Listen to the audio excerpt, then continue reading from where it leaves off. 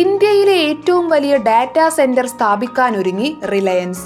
ആന്ധ്രയിലെ വിശാഖപട്ടണത്ത് 1.6 ലക്ഷം കോടിയാവും നിക്ഷേപം നടത്തുക. ഡാറ്റാ സെന്ററിന് പുറമെ കമ്പനിയുടെ ആവശ്യത്തിനായുള്ള സൗരോർജ പദ്ധതിയും ബാറ്ററി സ്റ്റോറേജ് സംവിധാനവും ഒരുക്കും. ആന്ധ്രയിൽ തന്നെ ഗൂഗിൾ സ്ഥാപിക്കുന്ന 1 ജിഗാവാട്ട് ഡാറ്റാ സെന്ററിനേക്കാൾ വലുതാണ് റിലയൻസ് സ്ഥാപിക്കുന്നത്.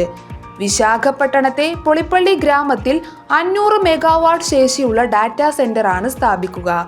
2028 ഒക്ടോബറോടെ പ്രവർത്തനം ആരംഭിക്കും. ഇതിനായി 300 ഏക്കർ ഭൂമിയും വേണ്ടിവരും.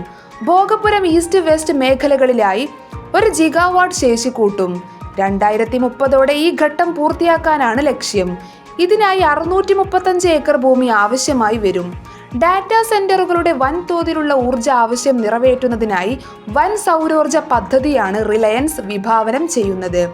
9000 മെഗാവാട്ട് പീക്ക് DC പാനൽ ശേഷിയുള്ള സോളാർ പ്രൊജക്ടിന് സംസ്ഥാന ഇൻവെസ്റ്റ്മെന്റ് പ്രൊമോഷൻ കമ്മിറ്റി അനുമതി നൽകിയിട്ടുണ്ട്.